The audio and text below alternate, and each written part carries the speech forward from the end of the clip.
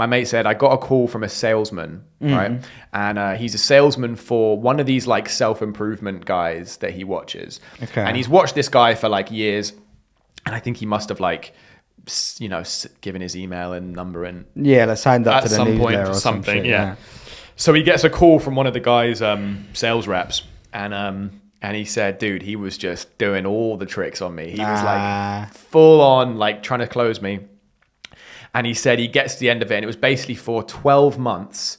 It was like coaching with this guy or whatever.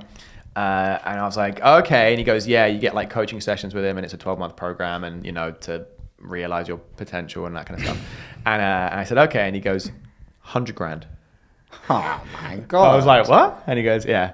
And I was like, and he said, I said to the guy, don't you think that's like a bit steep? Yeah, a bit. And he went, well, we have smaller packages, 50K. And he's like, what's the smallest package you've got? And he's like, 14 grand or something. And the guy, my mate was like, yeah, dude, that feels Come on, bro. And he goes like, I need to think about it, whatever. And then he said, I wrote it down because he said, dude, what he said to me. He said he was being so pushy. And he said, the guy said to him, he used a line on him. He said, hey, it just depends how much you're willing to commit to change yourself. Right? And then my mate was like, nah, like, I want to think about it or whatever.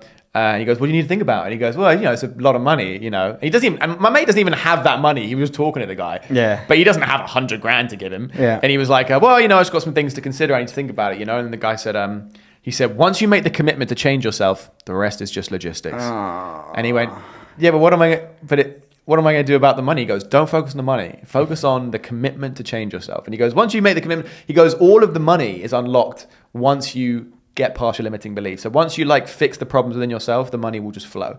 And he's like, yeah, but how though? And he was like, you just got to break through. And he's like, then what?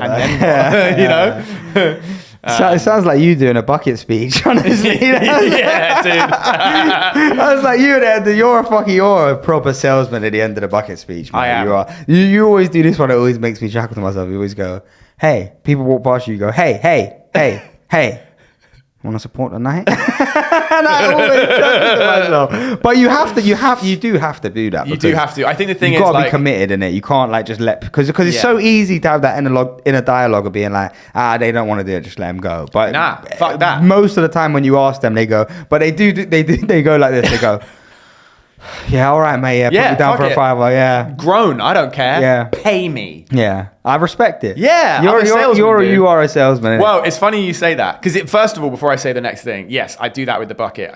There is certain sales psychology and things that you have to do to increase sales. Yeah, but that's why I do good buckets. You do, yeah. You do, but then the thing is that like it is uncomfortable, and you have to you can see people are going to avoid you, and you have to be like, hey, But also, but I've done that where I did like street fundraising for a while when I was like 19. Oh. So I was like a chugger and it wasn't even a bucket, by the way. I had a card machine. I would get people's credit card details in the street.